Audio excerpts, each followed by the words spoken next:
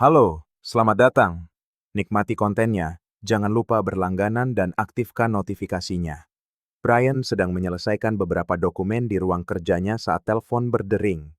Begitu menjawab, ia langsung mengenali suara Megan, istrinya, di seberang sana. Ia menangis, napasnya tersengal-sengal, dan di antara isak tangisnya, ia menjelaskan apa yang baru saja terjadi. Ia bilang, ia baru saja dirampok. Nada putus asa dalam suaranya langsung menghantam Brian, membuatnya terduduk di kursi dengan dada yang terasa sesak. Megan menceritakan bahwa perampok itu mendekatinya dengan cepat saat ia sedang berjalan di jalanan setelah pertemuan bisnis. Pria itu mengambil uangnya, cincin kawinnya, dan anting-anting mahal yang Brian berikan sebagai hadiah ulang tahun pernikahan mereka yang terakhir. Ia menekankan bahwa anting-anting itu sangat mahal, dan ia sangat menyesal telah kehilangan sesuatu yang memiliki nilai begitu besar, tidak hanya secara materi, tetapi juga emosional. Saat Megan berbicara, Brian berusaha tetap tenang agar tidak memperburuk keadaan emosional istrinya. Ia mendengarkan setiap detail dengan saksama. Di satu titik, Megan menjelaskan bahwa untungnya, ponselnya ada di saku belakang celananya, dan perampok itu tidak menyadarinya. Karena itulah ia bisa langsung menelepon Brian untuk memberitahukan apa yang terjadi. Megan terdengar sangat terguncang, dan Brian, di ujung telepon, hanya bisa mendengarkan, berusaha memberikan dukungan meskipun tidak ada di sana secara fisik.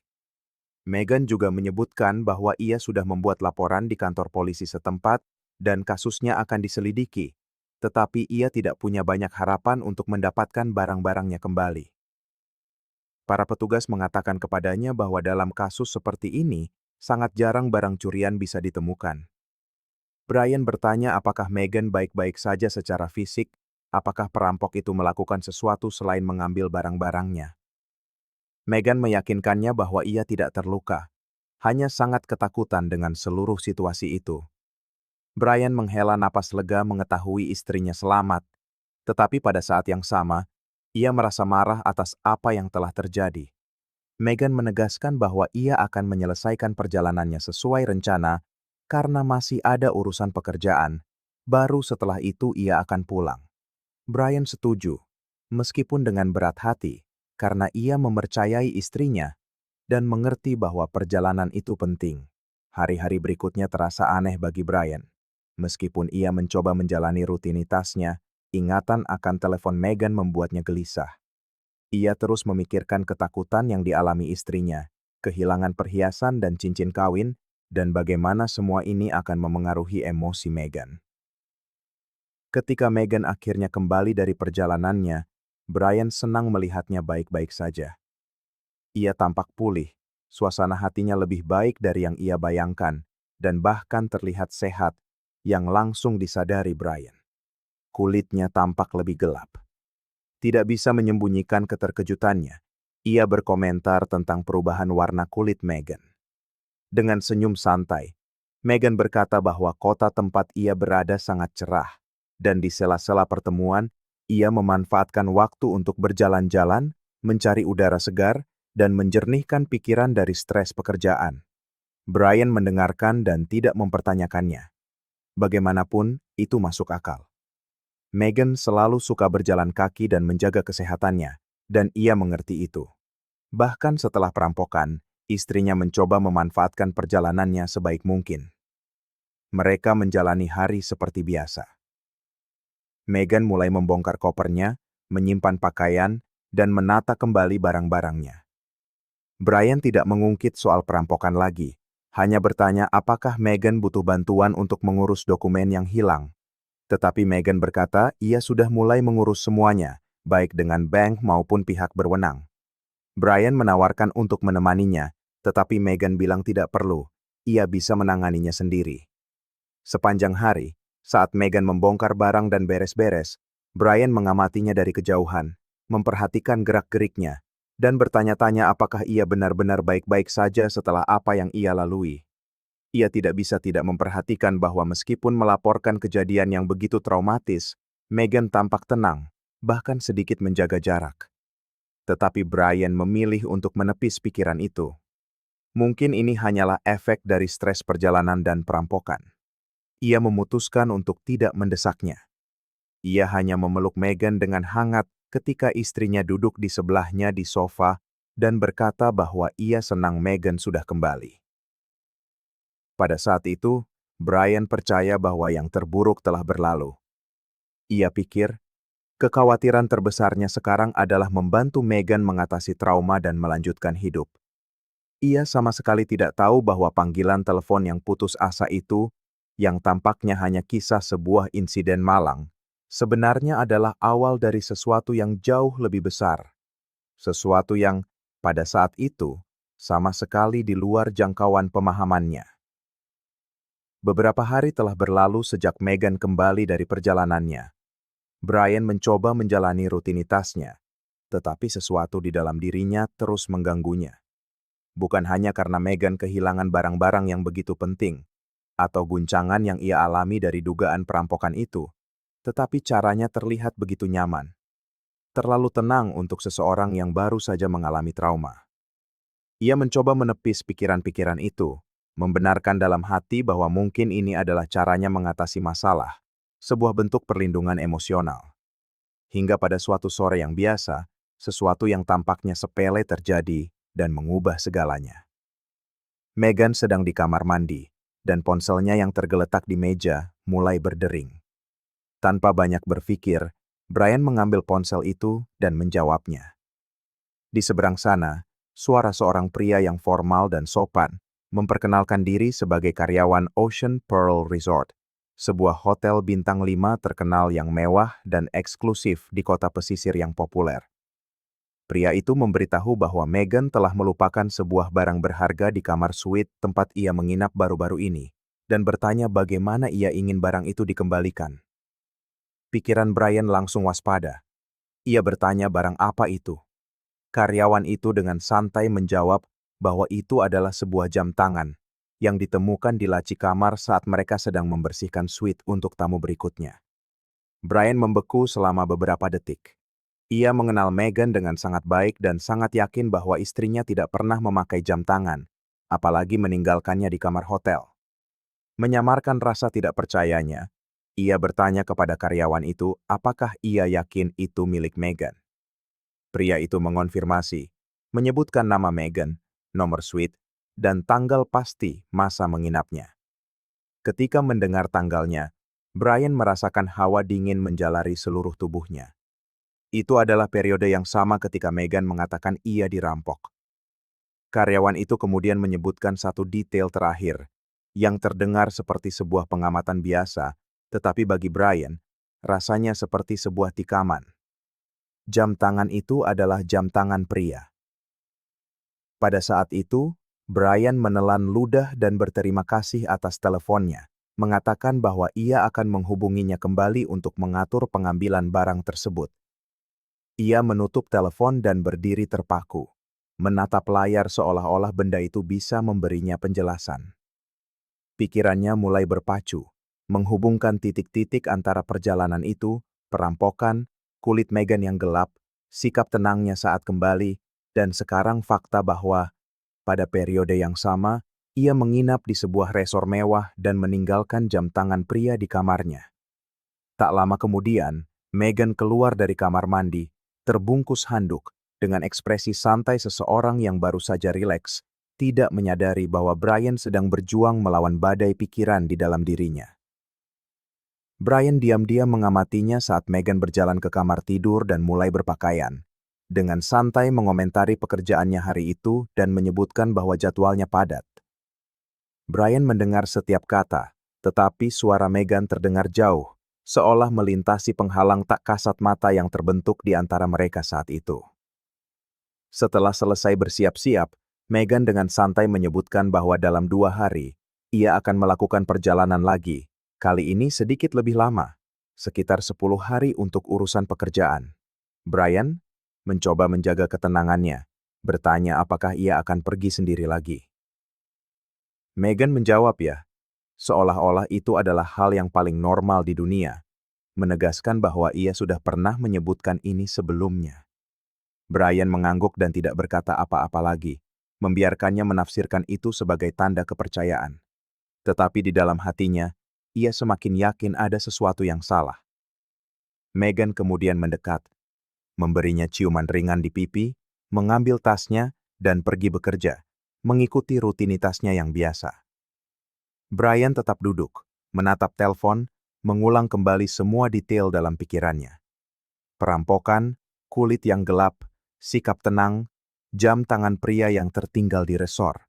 Potongan-potongan teka-teki itu mulai menyatu dengan cara yang meresahkan. Ia tidak tahu persis apa yang akan ia temukan, tetapi ia yakin tidak bisa lagi mengabaikan tanda-tanda itu. Sesuatu sedang terjadi, dan ia harus mengungkap kebenarannya. Tidak peduli betapa menyakitkannya hal itu nanti. Saat Megan berjalan menjauh menuju mobilnya, Brian merasakan ganjalan di tenggorokannya. Bukan karena kesedihan, tetapi sesuatu yang terasa lebih buruk.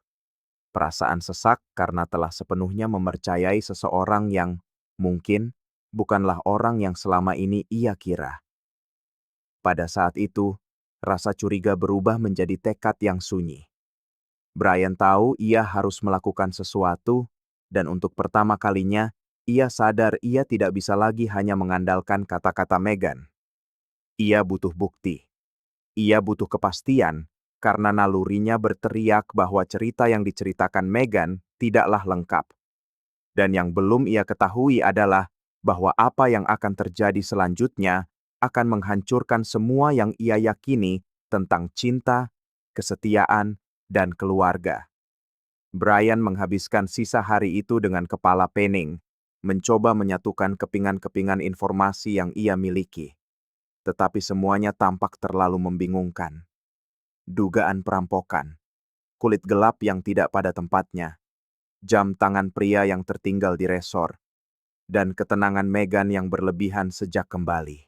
Setiap detail kecil kini tampak seperti bagian dari sebuah skenario besar, jauh lebih rumit dan menyakitkan daripada yang ingin ia akui. Saat makan malam, Megan berbicara seperti biasa, menceritakan tugas-tugasnya hari itu dan komitmen di masa depan.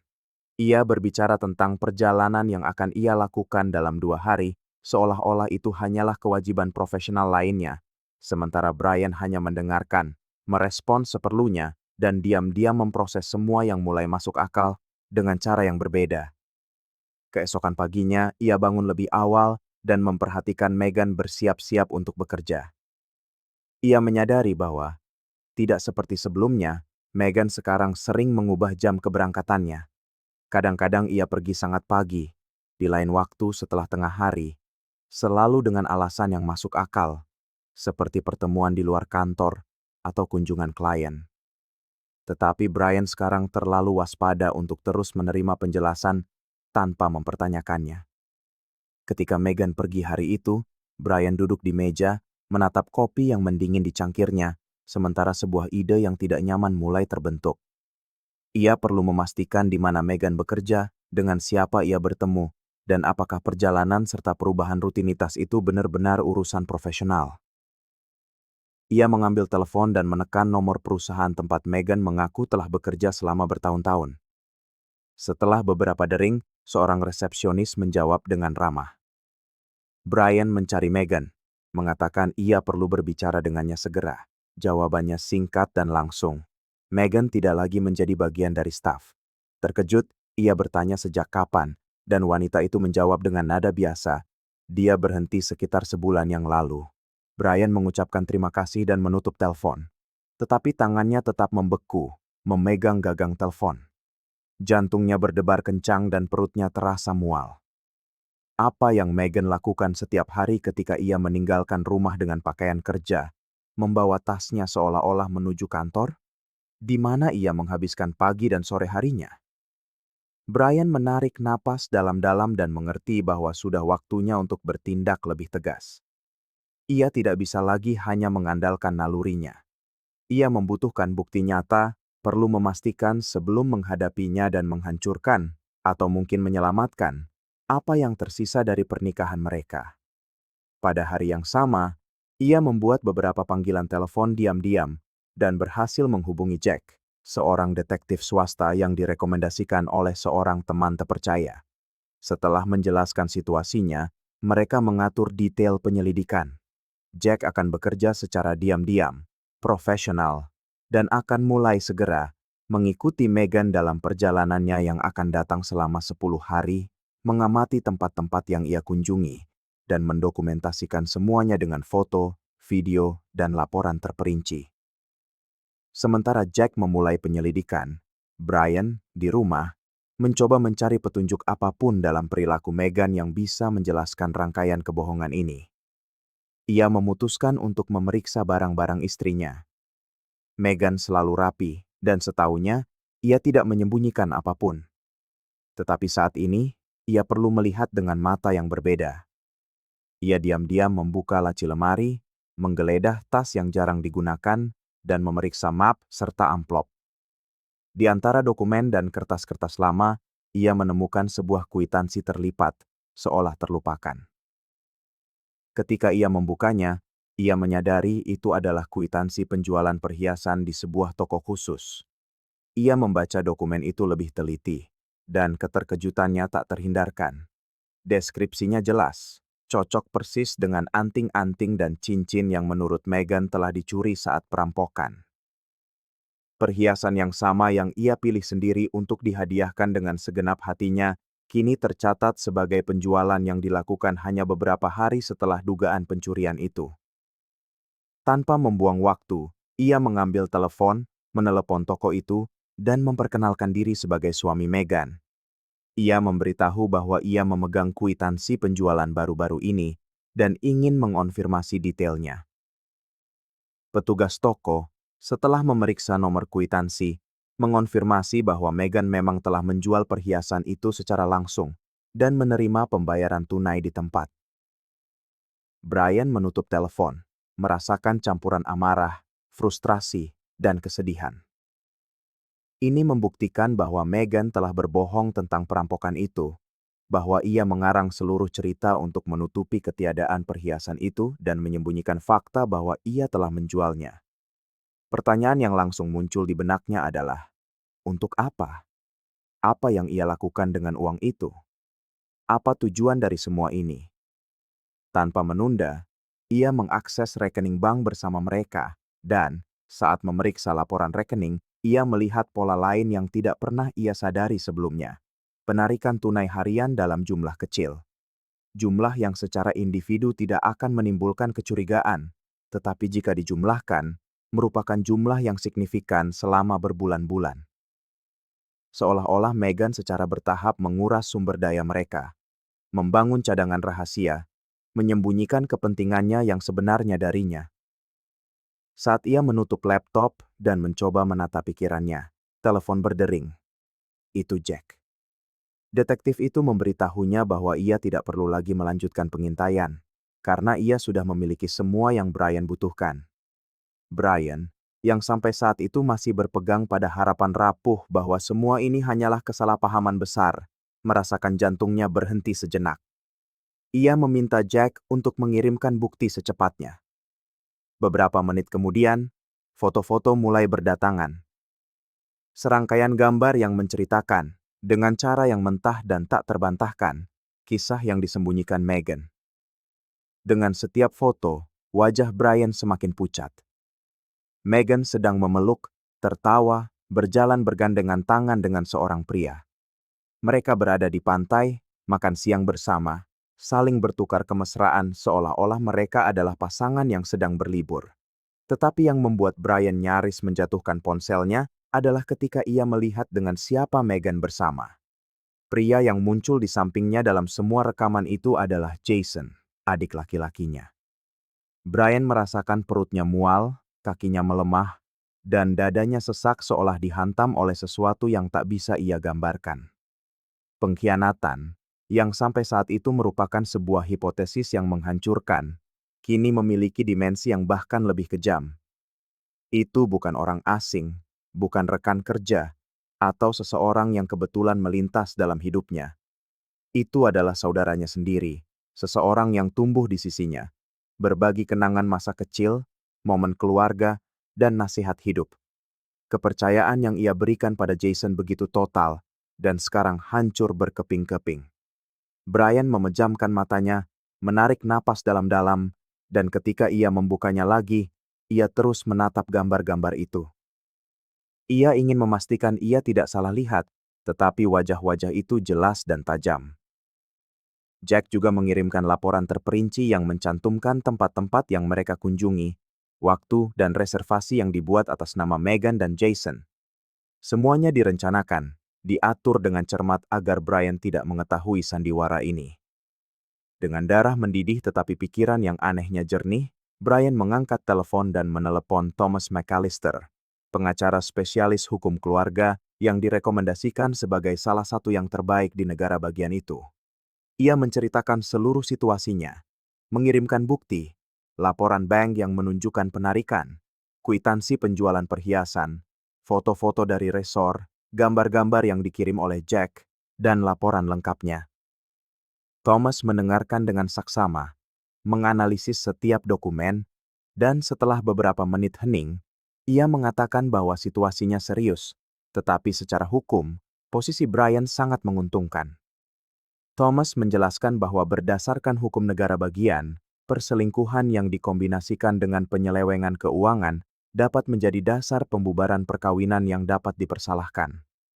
Situasi semacam ini akan memungkinkan Brian untuk mempertahankan sebagian besar aset, termasuk rumah tempat mereka tinggal dan sebagian besar investasi, karena Meghan telah menggunakan dana bersama secara curang untuk membiayai kehidupan gandanya.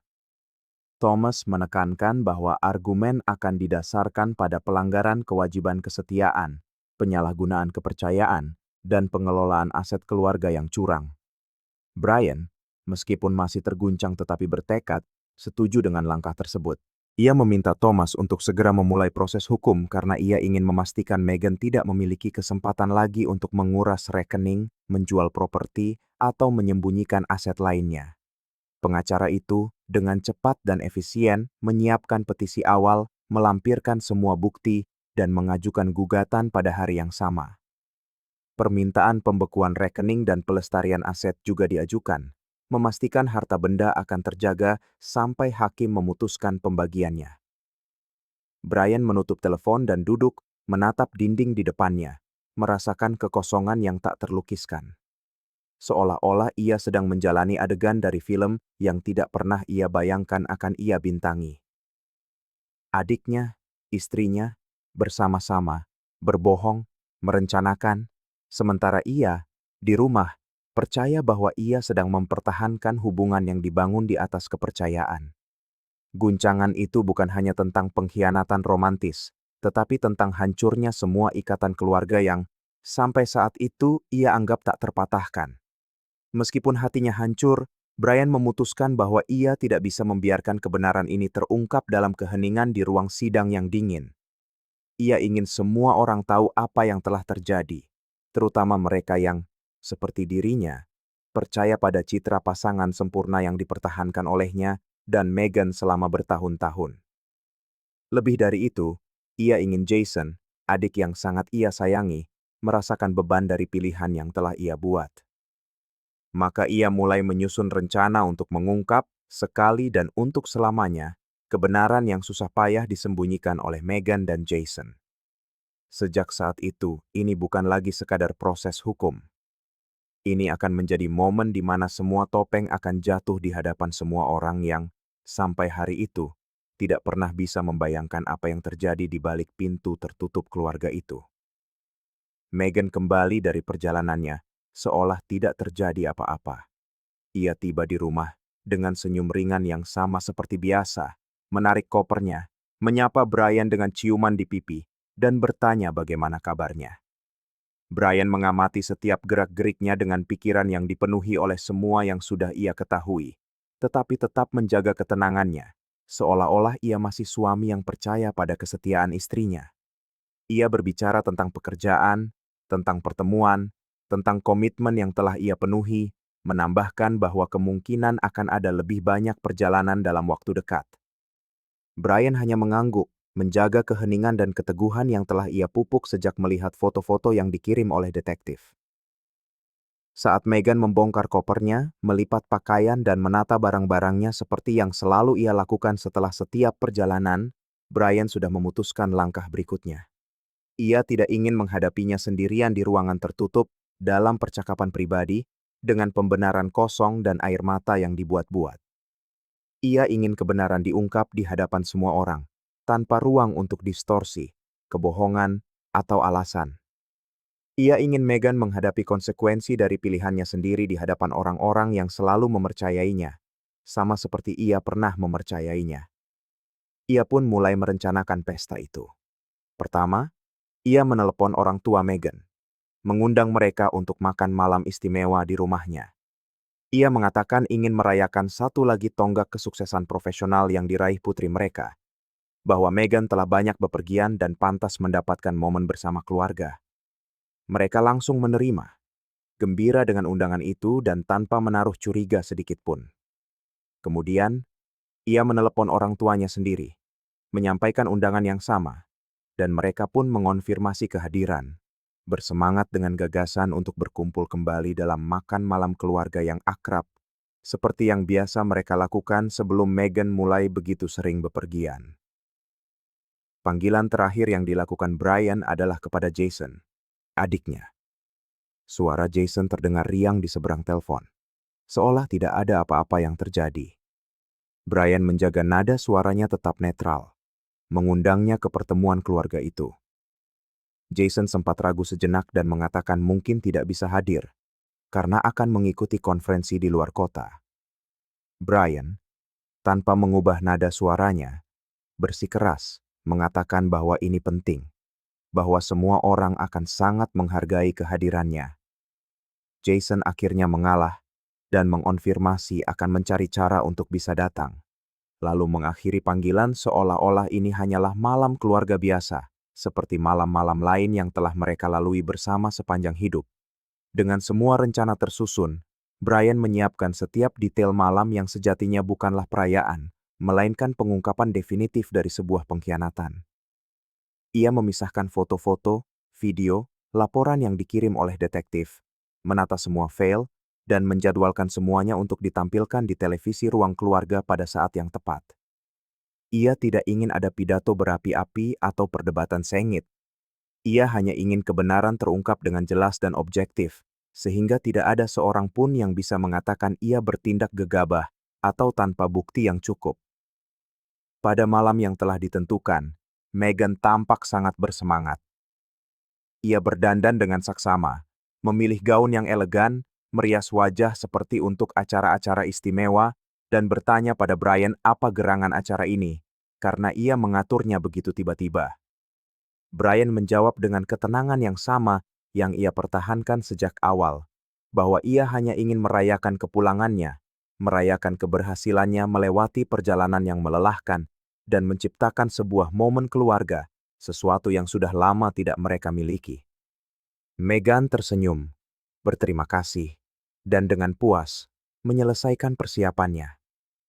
Tak lama kemudian, orang tua Meghan tiba, membawa serta kegembiraan khas orang-orang yang akan bertemu kembali dengan putri dan menantunya, tanpa membayangkan bahwa pada malam itu, semua orang akan pulang dengan struktur emosional yang terguncang sepenuhnya.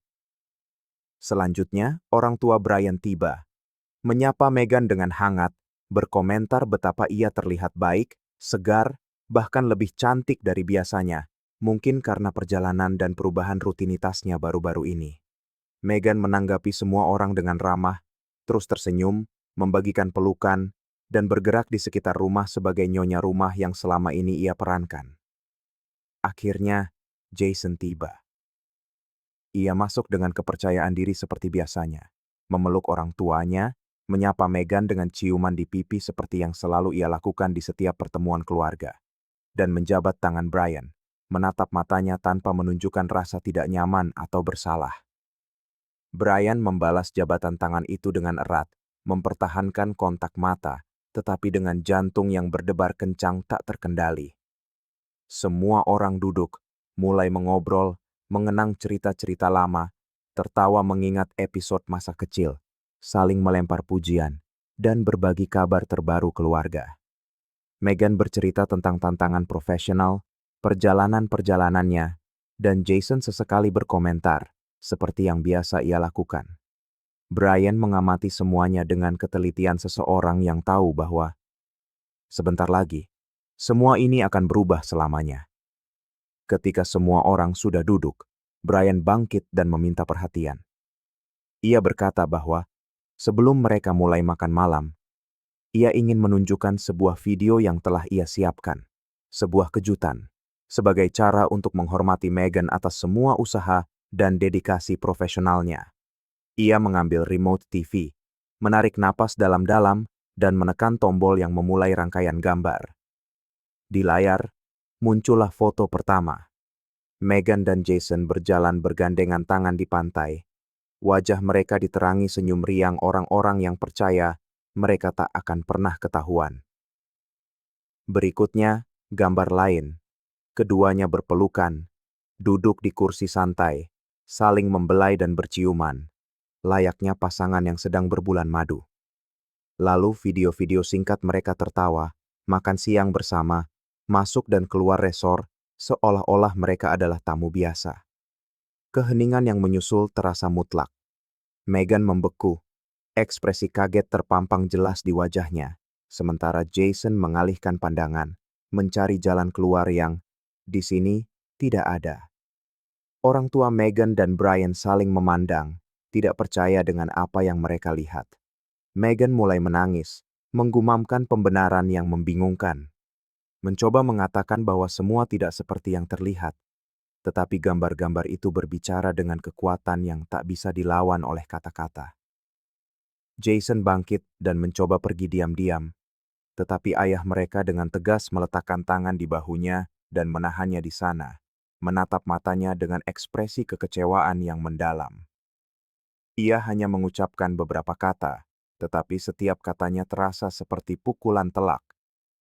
Ia bertanya bagaimana bisa Jason melakukan ini pada saudaranya sendiri, menghancurkan kepercayaan keluarga, dan mengkhianati semua yang telah mereka bangun bersama. Jason tetap diam, bahkan tidak punya kesopanan untuk mencoba membenarkan sesuatu yang tidak dapat dibenarkan. Begitu gambar terakhir menghilang dari layar, keheningan di ruangan itu menjadi absolut. Megan tetap duduk, wajahnya tersembunyi di balik telapak tangannya, menangis tanpa mampu mengucapkan sepatah kata pun. Rasa malu begitu kental hingga seolah memenuhi seluruh ruangan, mencekik setiap upaya untuk bereaksi. Orang tua Megan, yang masih terpaku karena malu, perlahan bangkit, menghindari kontak mata dengan siapapun yang hadir. Mereka melewati putri mereka tanpa berkata apa-apa, tanpa menawarkan penghiburan, bahkan tanpa bertanya apakah ia baik-baik saja. Mereka meninggalkan rumah dengan beban kekecewaan yang tak tertahankan terukir di setiap langkah, seolah rasa malu itu begitu besar sehingga kata-kata tidak bisa lagi mengungkapkan apapun. Jason, setelah mendengar teguran tegas dan langsung dari ayahnya, tetap di sana selama beberapa detik. Pandangannya kosong, tanpa keberanian untuk menatap siapapun, terutama Brian. Ia menghindari kontak mata dengan saudaranya, berbalik, dan berjalan menuju pintu, pergi dengan tergesa-gesa tanpa menutupnya dengan benar. Ia tidak pamit, tidak meminta maaf, tidak mencoba membenarkan perbuatannya. Ia hanya pergi, membawa serta keheningan berat seseorang yang tahu tidak ada penjelasan yang cukup untuk pilihan yang telah ia buat. Tak lama kemudian, orang tua Brian juga bangkit. Sang ayah hanya mengangguk kecil, seolah mengakui rasa sakit putranya, tetapi tidak dapat menemukan kata-kata yang tepat untuk saat itu. Sang ibu, dengan mata berkaca-kaca, menyentuh lengan Brian sebagai isyarat dukungan tanpa kata, dan pergi bersama suaminya, meninggalkan Brian sendirian dengan Megan di ruangan yang kini dipenuhi segalanya, kecuali cinta. Brian tetap berdiri, memandangi Megan, yang hingga saat itu hanya bisa menangis. Ia tidak mengangkat kepala, tidak mencari penjelasan, atau berani meminta maaf. Ia hanya menangis, dengan wajah tersembunyi, seolah-olah ingin lenyap saat itu juga. Brian kemudian menarik napas dalam-dalam, mendekatinya, dan berbicara dengan suara tegas, tanpa meninggikan nada, tetapi membiarkan setiap kata memiliki bebannya sendiri. Kau punya waktu 1 jam. Hanya 1 jam untuk mengemasi barang-barangmu dan pergi dari sini. Megan tidak bereaksi. Ia tidak mencoba membantah, tidak memohon, tidak meminta waktu lebih. Ia hanya terus menangis, tak bergerak, seperti seseorang yang sudah tahu bahwa tidak ada lagi yang bisa ia katakan, tidak ada tempat untuk lari. Brian meraih kunci mobil dan pergi. Ia berkendara ke tempat terdekat, sebuah bar kecil yang ia kenal baik, dan memesan minuman terkuat yang mereka punya. Ia butuh sesuatu untuk mengebaskan rasa sakit yang sepertinya mustahil untuk ditanggung, meskipun hanya sedikit. Ia minum perlahan, memikirkan setiap detail yang membawanya ke titik ini, dari telepon penuh air mata tentang perampokan palsu hingga foto-foto yang mengungkap kebenaran yang tersembunyi begitu lama. Ia menghabiskan hampir 1 jam di sana, dalam diam, tanpa memeriksa ponsel, tanpa menelepon siapapun, hanya membiarkan waktu berlalu. Ketika ia kembali ke rumah, ia memarkir mobil, membuka pintu, dan masuk. Megan sudah tidak ada lagi. Tidak ada jejaknya di ruang tamu, kamar tidur, atau kamar mandi. Ia berjalan melewati ruangan-ruangan itu dalam keheningan, menyadari bahwa Megan telah pergi persis seperti yang ia perintahkan. Tanpa catatan, tanpa ucapan selamat tinggal, tanpa upaya terakhir untuk memperbaiki keadaan. Ia lenyap begitu saja, membawa serta kenangan pahit dari sebuah pengkhianatan yang tidak akan pernah dilupakan oleh siapapun di keluarga itu. Pada hari-hari berikutnya, Brian memfokuskan seluruh energinya pada proses hukum. Pengacara Thomas McAllister, yang telah ia hubungi sejak awal, menyajikan bukti-bukti dengan sempurna. Laporan lengkap dari detektif, foto-foto, video, catatan bank yang menunjukkan penyelewengan dana, kwitansi penjualan perhiasan, dan bahkan kesaksian dari karyawan resor yang mengonfirmasi kehadiran Megan, ditemani oleh seorang pria yang kemudian diidentifikasi sebagai Jason.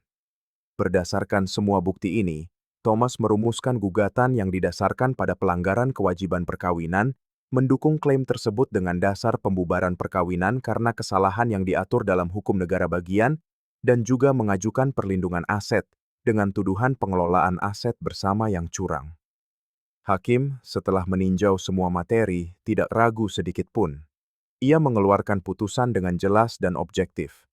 Keputusan itu sepenuhnya berpihak pada Brian.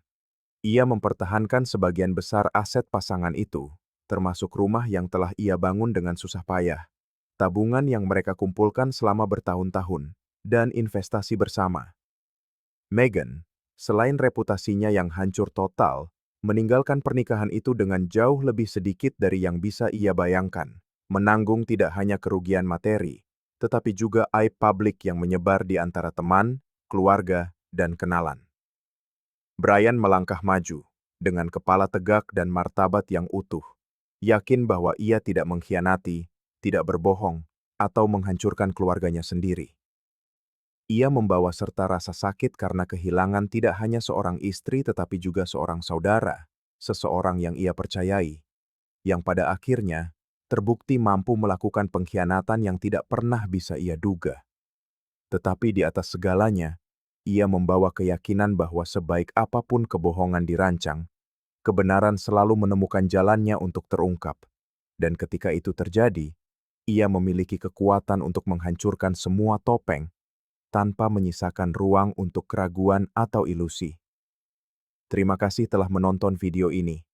Jika Anda menyukainya, jangan lupa untuk berlangganan saluran ini dan aktifkan notifikasi agar Anda tidak ketinggalan pembaruan apapun. Sampai jumpa di lain waktu.